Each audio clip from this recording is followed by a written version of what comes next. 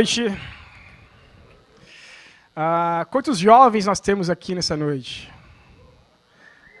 Só tem jovens aqui, então eu estou em casa, né? Ontem à noite, com os jovens, a gente tinha um grupo bem grande aqui na igreja, e aí eu sempre falo para os jovens, né? Pregação para os jovens é bate-papo, né? A gente faz um bate-papo no sábado, o nosso jeito mais informal de ser, e domingo, né, assim, é o culto da igreja, né, com o pastor Jacques, todo arrumadinho, bonitinho, né? E a gente, né, do sábado está mais despojado, tive que alugar uma roupa para vir hoje.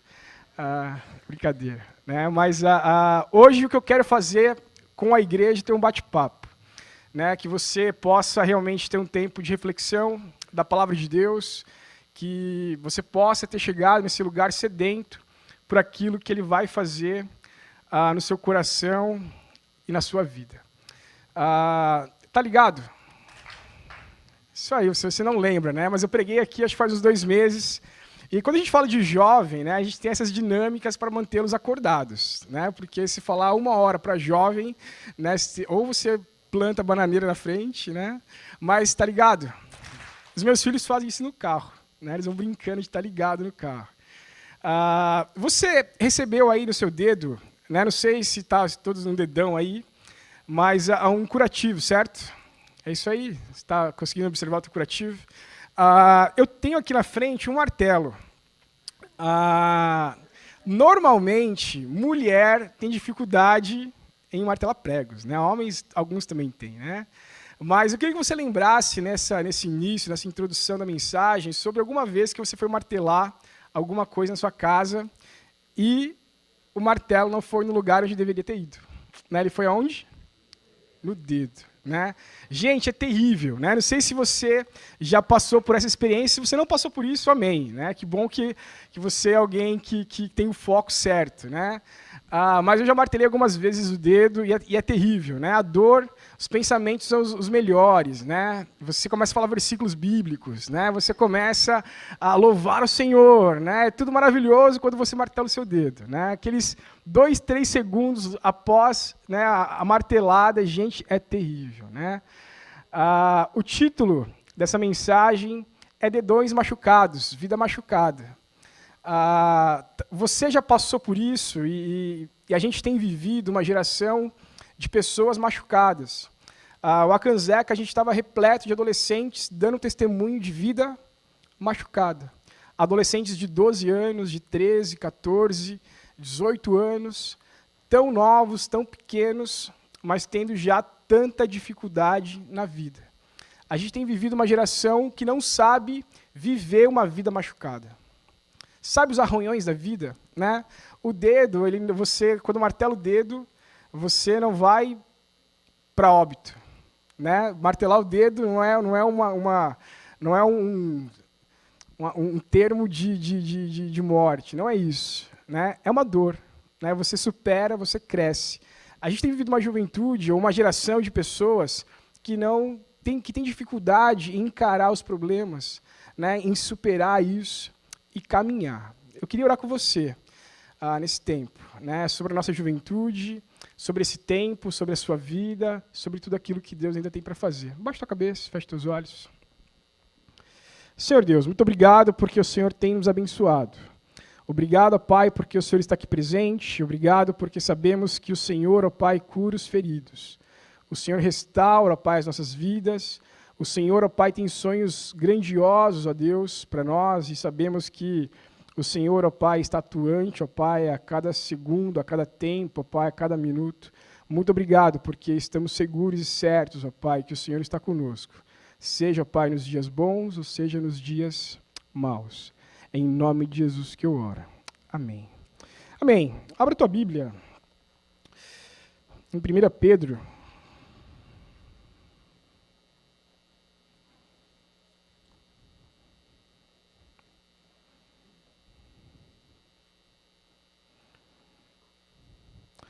1 Pedro, versículo 3 até o versículo 5.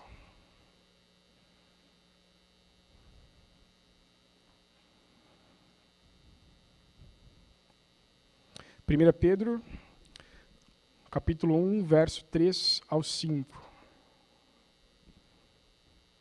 Diz assim o texto: Bendito seja o Deus e Pai do nosso Senhor Jesus Cristo, conforme a sua grande misericórdia, ele nos regenerou para uma esperança viva por meio da ressurreição de Jesus Cristo dentre os mortos, para uma herança que jamais poderá perecer, macular-se ou perder o seu valor. Herança guardada nos céus para vocês, que mediante a fé são protegidos pelo poder de Deus até chegar à salvação prestes a ser revelada no último tempo. Nisso, vai um pouquinho mais, né, perdão. Nisso vocês exultam ainda que agora, por um pouco de tempo, devam ser entristecidos por todo tipo de provação. A gente tem uma falsa aparência, né, que nós... você vai lembrar de quando você se converteu aí, né, talvez uns 2, 3, 4, outros há 20, 30 anos atrás. A gente tem uma falsa impressão que a nossa conversão é uma carta de Deus para a nossa felicidade. Você vem para a igreja e os seus problemas estão todos resolvidos. Né? Você vai jogar na loteria e você vai ganhar.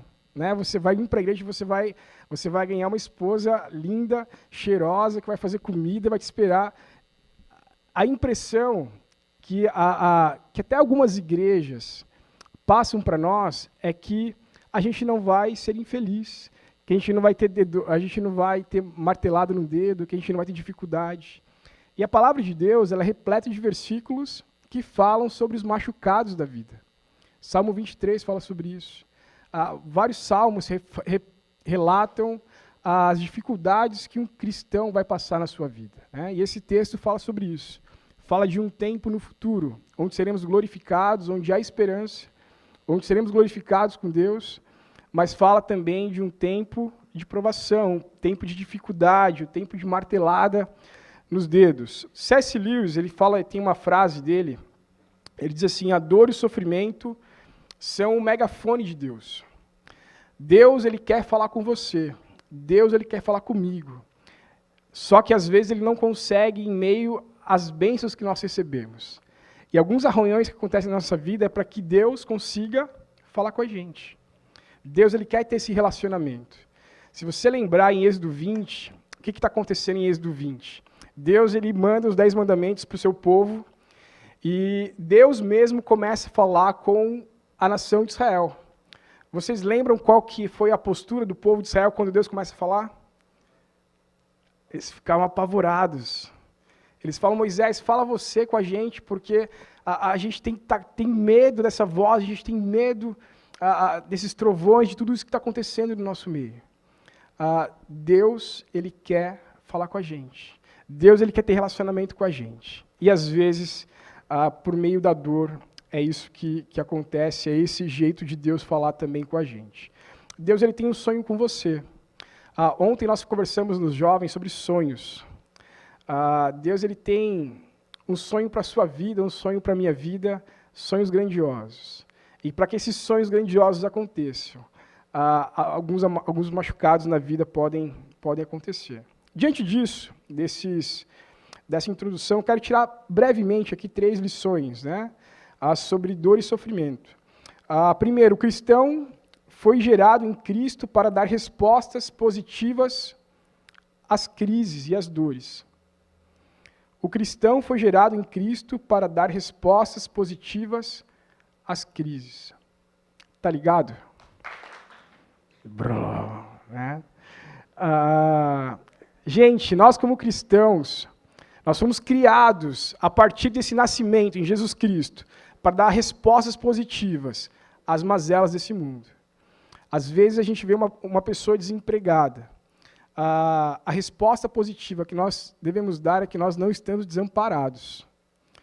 Não é o fim do mundo. Deus está conosco nesse barco. A resposta que nós devemos dar às crises desse mundo são respostas positivas. Sabe aquela resposta que todo mundo espera depois que dá uma martelada no dedo? Né? Que venha algo esquisito. Né? Quando o cristão dá uma martelada no dedo, não sei se vai por aí esse exemplo, né? Mas a gente tem que, de alguma forma, dar uma resposta positiva no caos. Quando na sua vida está tudo de cabeça para baixo, você tem que dar uma resposta positiva, porque você compreende que aquilo que você está passando é só o começo. Vai ter muita coisa ainda que vai rolar, e as coisas boas vão vir. A segunda lição que eu tiro aqui das crises Para o cristão que foi gerado em Cristo, as crises são o meio e não o fim. Parece que, às vezes, as dores que a gente está passando quando a gente perde alguém, gente, é uma dor incontrolável, terrível. Parece que é o final da vida, né? Parece que é uma rua sem saída. Quando a gente olha a vida das pessoas que saíram do Egito e foram para a Terra Prometida, eles tiveram que passar por 40 anos de... É o bate-papo, você pode falar. Né? 40 anos de quê? De deserto. Muito bem, os jovens estão gritando aí. Né?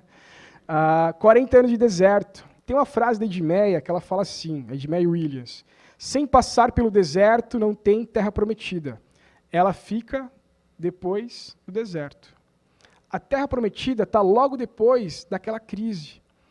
E na crise é preciso passar com Deus.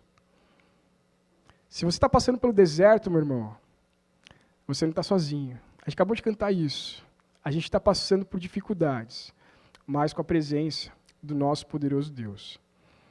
A terceira lição que eu quero tirar sobre dor e sofrimento, sobre crises, é quem foi gerado em crise não nasceu para provocar dor no outro. Nós somos agentes de paz, agentes de felicidade. Né? Quando a gente provoca dor no outro, isso não é cristão. Né? Isso não é amar o próximo. A gente, olhando para a palavra de Deus, a gente vê que Jesus, por onde ele passava, ele abençoava as pessoas.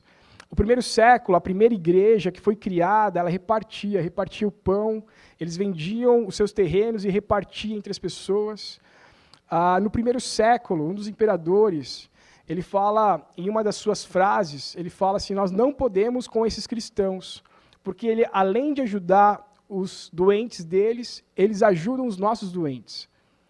Gente, esses cristãos, eles amam incondicionalmente. Mesmo sendo feridos, a resposta que eles dão às dores são respostas bem-sucedidas. Eles amam, eles estão bem. Parece que nada os aflige. É isso que está acontecendo aqui. Esse é o povo de Deus. Tem um filme que eu gosto bastante, chamado Patch Adams. Não sei quantos já assistiram aqui esse filme. É um filme que conta a história de alguém que ele se internou numa clínica psiquiátrica para se tratar. Né? Ele mesmo se internou. E o filme conta que ele sai dali depois e ele vai crescendo na vida e ele tem algumas perdas. Mas talvez o enredo maior desse filme é que, enquanto ele está se tratando, seja no hospital ou seja fora dele, ele está curando outras pessoas. Patch significa remendo. É quando você nasceu para remendar outras pessoas. Mas você também precisa ser remendado. É um ciclo de vida. Quando a gente está ajudando o outro, precisando ser ajudado. Isso é a igreja do Senhor Jesus Cristo. É a gente poder auxiliar precisando de auxílio. É a gente poder ajudar a enfermidade do irmão, mas a gente está precisando de ajuda. E essa comunhão de pessoas precisando de remendo é a igreja do Senhor Jesus.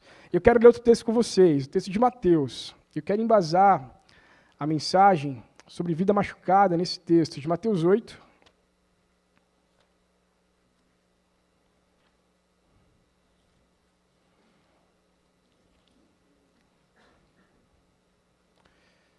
Mateus 8, do 23 ao 28.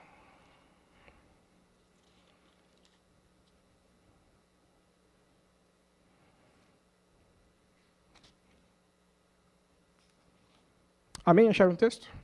Tá ligado? Acabou de abrir a Bíblia, né? Para estar ligado, né? Por quê?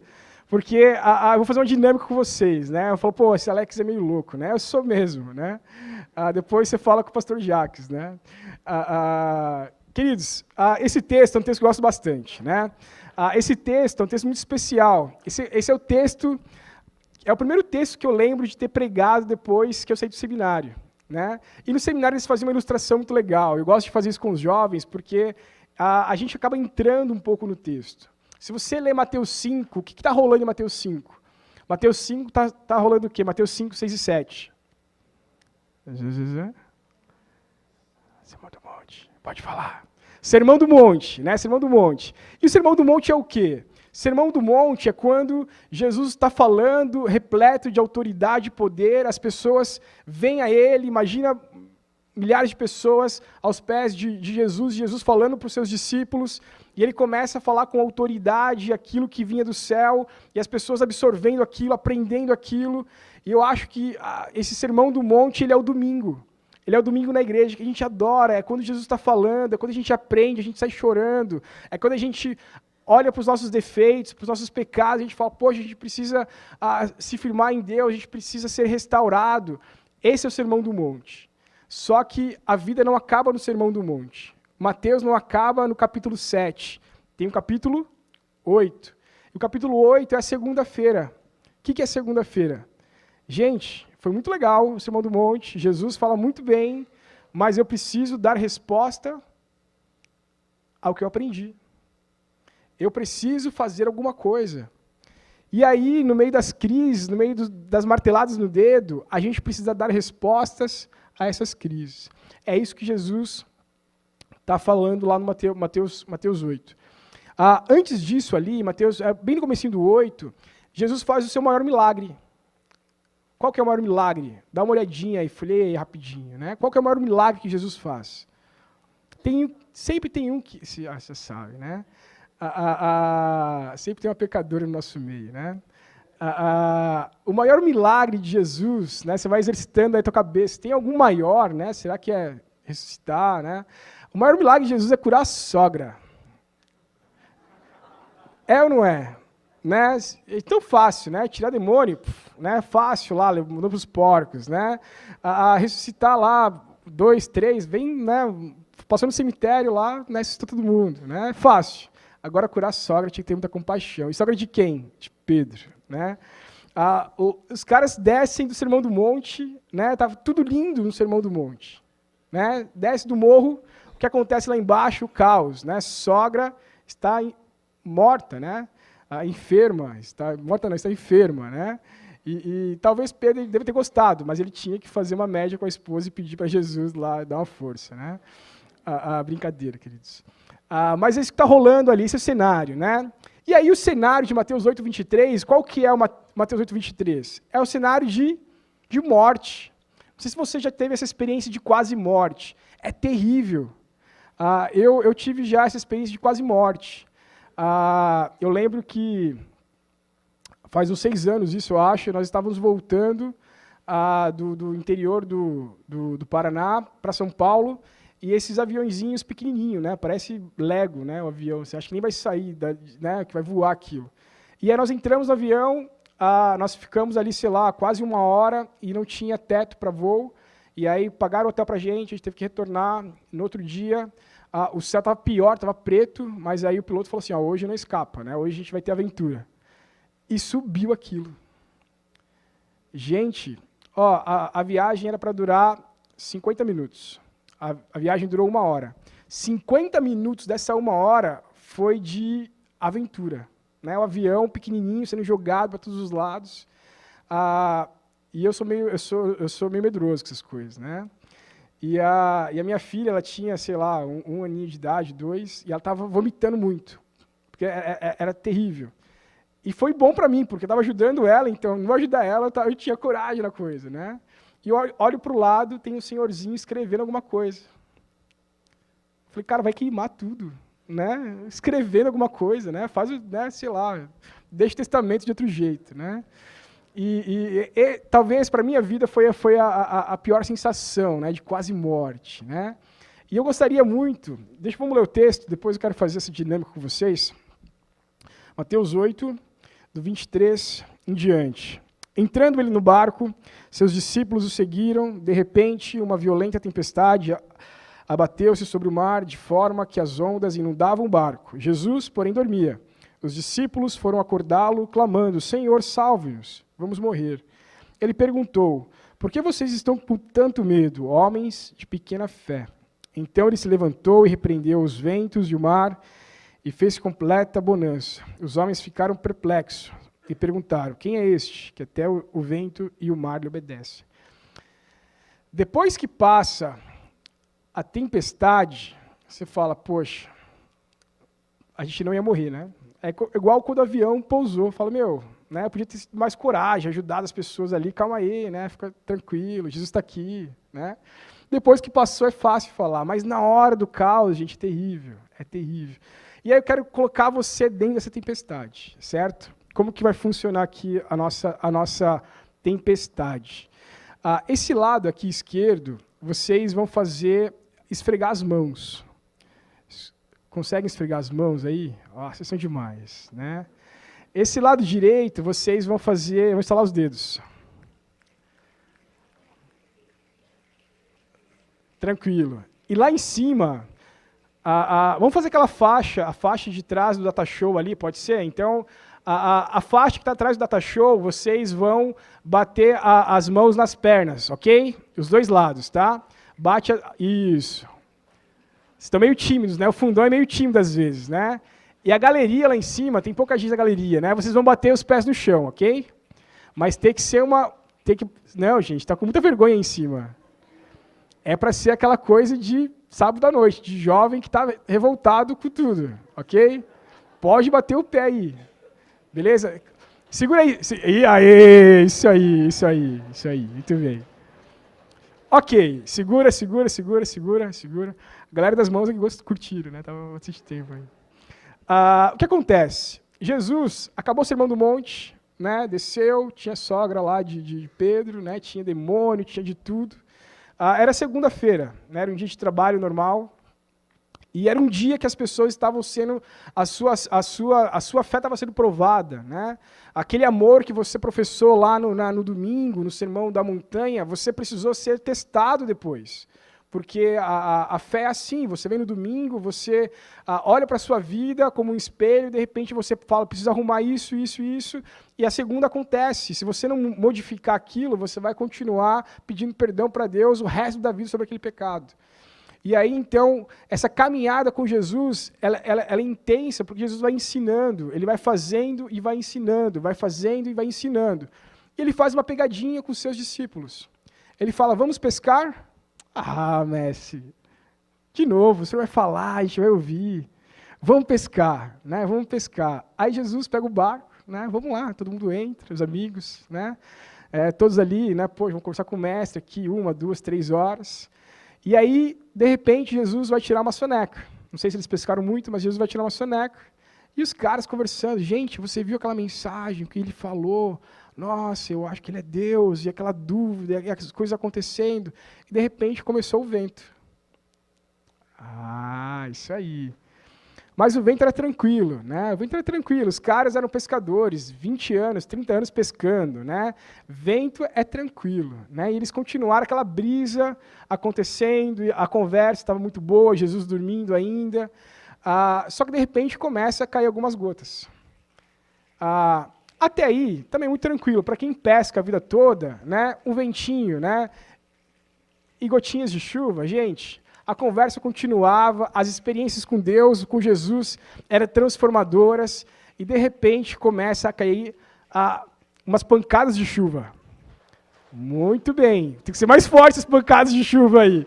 Né? Tinha vento, tinha gotas de chuva, tinha pancadas de chuva, e de repente começam as trovoadas. Muito bem, trovoadas. Era o caos, era vento, era gotinhas, era pancada, era trovoada. E Jesus dormindo, e os discípulos achando que o barco ia perecer. Por quê? Porque tinha muita coisa acontecendo. Os discípulos vão falar com Jesus. Mestre, acorda, olha o caos que está acontecendo. Olha essa igreja como que está, nunca teve assim. E aí Jesus acorda e fala, para vento. Não é para vocês não, rapaz. Ele fala, parem gotinhas de chuva. Parem trovoadas. Trovoadas eram vocês, né? Que bom, né? Parou tudo. Ele fala, homens de pequena fé. Jesus, eu adoro esses textos logo após o Sermão do Monte, porque Jesus está fazendo um discipulado com os discípulos. É redundante isso, né? Fazendo discipulado com os discípulos. Ele está ensinando esses discípulos a amar Ele em todo tempo, em toda circunstância. Seja na enfermidade, seja numa possessão, seja numa crise familiar, seja numa quase morte. a gente precisa amar a Deus, amar a Jesus em todo o tempo e saber que Ele está conosco em todo o tempo. 3 lições rápidas que eu quero tirar desse texto. A primeira lição, na verdade, as 3 faltas que os discípulos têm aqui. A primeira falta que os discípulos têm é falta de fidelidade. Peguei vocês. O que é falta de fidelidade? Falta de fidelidade é quando você olha para trás e fala assim, poxa, Jesus curou minha sogra, né? Foi demais. Jesus expulsou demônios, Jesus curou um paralítico. Jesus, ele vai me livrar disso aqui. Não é? É você olhar para trás e falar assim, poxa, o Jesus que está nesse barco, ele é grandioso demais. O Jesus que está aqui tem uma história conosco. A fidelidade é um casamento. É quando você fez um compromisso, um laço, e você está fazendo a sua parte, e a outra pessoa está fazendo a parte dela. Enquanto Jesus dormia, que eu acredito que era uma pegadinha de Jesus, Jesus estava trabalhando no coração daqueles discípulos. A resposta que Jesus precisava daqueles discípulos para aquele tempo, para aquele momento, era fidelidade. Até aqui nos ajudou o Senhor. Ebenezer. Até aqui nos ajudou o Senhor. Se Deus quiser que pereçamos, a gente vai perecer. Mas vamos abraçar Ele. Né? Ele está dormindo lá, vamos do lado dele. Né? É fidelidade. Deus espera isso da Igreja Batista de Blumenau. Que haja fidelidade no nosso dia a dia, na nossa caminhada. Que a gente lembre, olhe para trás e fale, poxa, até aqui o Senhor nos ajudou. Olha o quanto Deus já fez na nossa vida. Não é esse arranhado que está acontecendo no dia de hoje. Não é isso que vai tirar a nossa fé. Falta de fidelidade, esses discípulos tiveram. A segunda falta que eles tiveram aqui foi a falta de foco. A falta de foco é olhar para o lugar errado. É quando você olha as ondas e você acha que as ondas é muito maior do que a pessoa de Jesus. É quando você olha a crise e você fala assim, poxa, dessa crise Jesus não é capaz de me libertar, porque ela é grandiosa demais. A gente está num culto jovem, né? E jovem peca um pouquinho, né? Eu olho para eles ali, né? Cara de choro, né? Não. Jovem peca, né? E às vezes os pecados são grandes, né? O que é um pecado grande na juventude? Me fala aí. Nem fala, né? Pecado grande? O que é isso? Né? Pecado grande na juventude, né? Filho fora do casamento. Gente, e tem tantos outros pecados grandes que parece que essa onda gigante que está batendo no nosso barco. A gente precisa continuar fiel e focado em Jesus. Jesus, Ele está do nosso lado em todo momento. Quando a gente perde o foco da vida e a gente começa a olhar para lugares errados, a gente se perde. A gente se perde. Tem pessoas, tem cristãos que estão perdidos, desfocados, olhando para lugares errados. Na congregação dos santos, dos justos, perdidos. Jesus, Ele quer realinhar o seu foco. Ele quer colocar você de volta a olhar para a grandeza dele. Essa cruz aqui ela é linda, porque ela lembra que um dia houve um Cristo que se entregou e morreu no madeiro, por mim e pela sua vida. Às vezes na igreja, em outras, não aqui, tem pessoas brigando por causa de música, pessoas brigando por causa de diretorias, de poder, pessoas com foco errado, desajustado. A igreja de Jesus é uma igreja que recebe, reparte, é uma igreja que ama. Os discípulos tiveram a falta de foco aqui. E a terceira falta que os discípulos tiveram é a falta de fé. A falta de fidelidade, falta de foco e a falta de fé. A fé, queridos, é não acreditar mais em Jesus. Você perder a fé em alguma coisa é você falar assim, eu não acredito mais nesse sistema. Eu não acredito mais naquilo que eu acreditava anteriormente. Eu acho que eu vou morrer. Eles acordaram Jesus. E Jesus, então, depois dá o sermão neles, né? A falta de fé, ela nos tira do lugar certo. A falta de fé faz a gente olhar para o lugar errado. A falta de fé, talvez, é o cerne de tudo isso, porque ela nos tira também da fidelidade, nos torna pessoas impuras. Fé é acreditar que Jesus está em nossas vidas o tempo todo, nos cercando com seus anjos, e que um dia nós vamos estar do lado dele.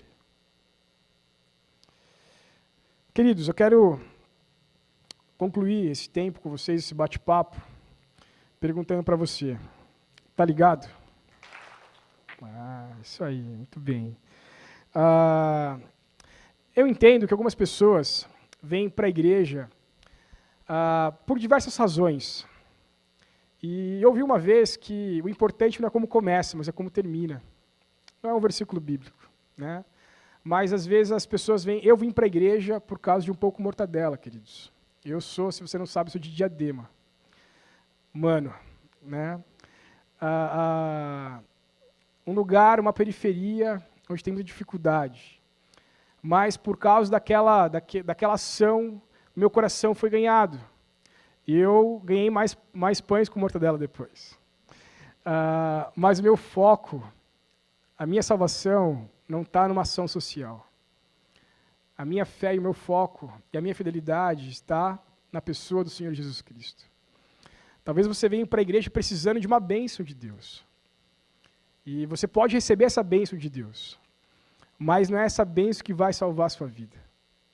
A bênção, ela é um meio para que você conheça o Senhor Jesus Cristo. Para a minha vida, aquela assistência, aquela ação, ela foi uma bênção para a minha vida. E através daquilo eu pude conhecer Jesus. Quando a gente olha na palavra de Deus, a gente vê a linha de pessoas cruzando a história da linha de Jesus. O Deus estava encarnado, cruzando a história, a linha de pessoas. A gente vê o paralítico recebendo bênção, a gente vê a mulher hemorrágica recebendo bênção, a gente vê o leproso recebendo bênção, a gente vê Jesus passando por todos os lados e cruzando com a linha da vida de pessoas. A história de Deus sendo cruzada com a história de pessoas. E nesse momento, a história de Deus está cruzando com a sua história. Você pode passar por essa linha e só querer uma bênção. Jesus, ele tem a eternidade reservada para você. Jesus, ele está de braços abertos para você passar a eternidade do lado dele. Mas você só quer um pão com mortadela. Você só quer ser retirado o teu arranhão do dedo. Senhor, eu martelei meu dedo. Jesus, ele quer dar a cura para a sua alma. Jesus, ele quer te resgatar por inteiro. Ele quer fazer um discipulado na sua vida, caminhar com você, te levar para o barco, te contar histórias, dormir e ver o que vai acontecer daqui a horas. Queridos, o meu desejo, como pastor de jovens, é que as nossas igrejas sejam igrejas jovens, não por idade, mas com coração, que estejam na segunda, na terça, na quarta, na quinta e na sexta, desbravando o reino de Deus.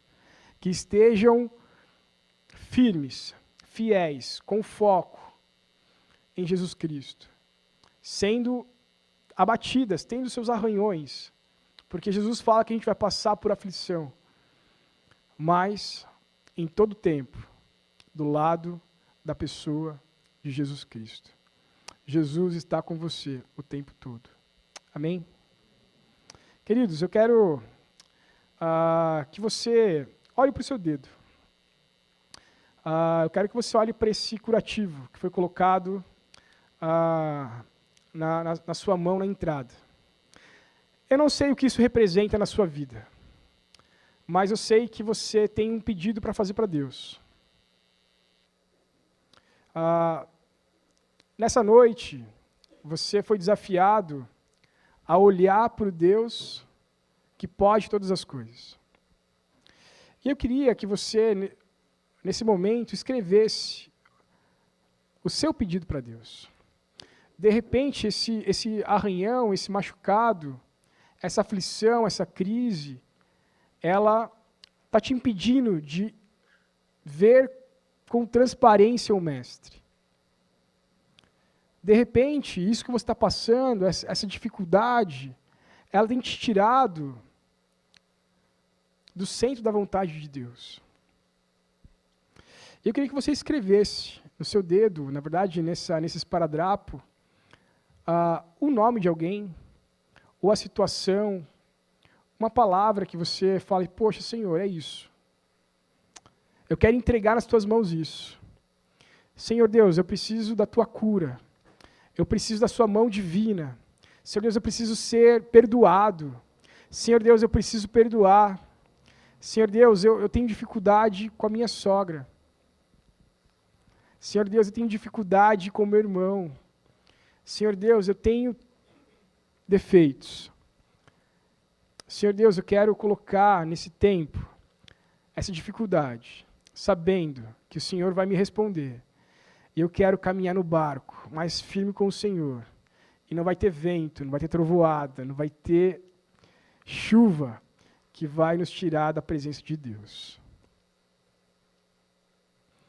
Queria que você escrevesse nesse tempo o que representa esse dedão machucado na sua vida.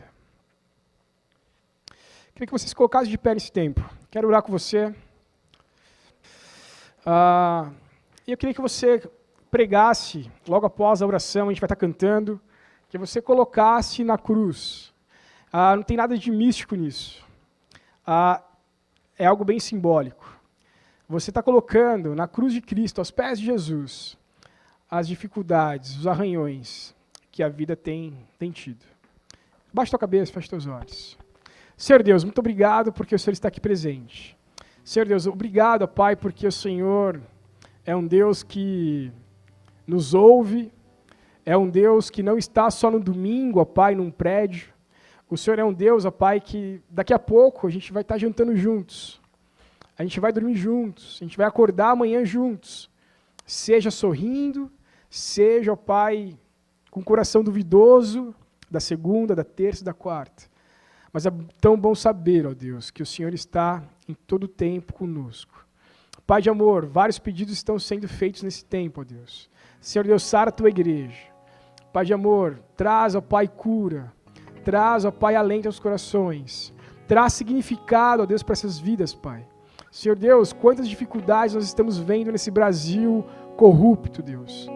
Pai de amor, o teu povo é afligido, ó Pai, porque a gente faz parte de tudo isso. Senhor Deus, nos ensina, ó Pai, a darmos respostas positivas no meio das crises, ó Deus. A sorrir, ó Pai, quando todo mundo, ó Pai, está emburrado. Senhor Deus, a passar, ó Deus, o teu amor, a transbordar o teu amor, ó Pai, porque, ó Pai, mesmo em dificuldade, ó Deus, o Senhor nos deu essa missão. Senhor Deus, nos dá essa paz, que sabemos, ó Pai, que vem do alto, mesmo, ó Pai, quando o caos está instalado. Pai de amor, que a tua vida, ó Pai, e nossa vida gere frutos. Senhor Deus, que essa igreja Batista em Blumenau possa ser conhecida, ó Deus, por uma igreja que abençoa, uma igreja que é remendo na vida dos ímpios, uma igreja que é remendo nessa sociedade corrompida, uma igreja que é remendo, ó Pai, por onde passa. Senhor Deus, que esses lares, ó Pai, que estão representados aqui, sejam transbordados da tua presença todos os dias. Muito obrigado, porque estamos certos que nada vai nos separar do teu amor. É em nome de Jesus que eu oro. Amém. Amém. Simbolicamente, que você possa pregar, então, colocar o teu curativo na cruz.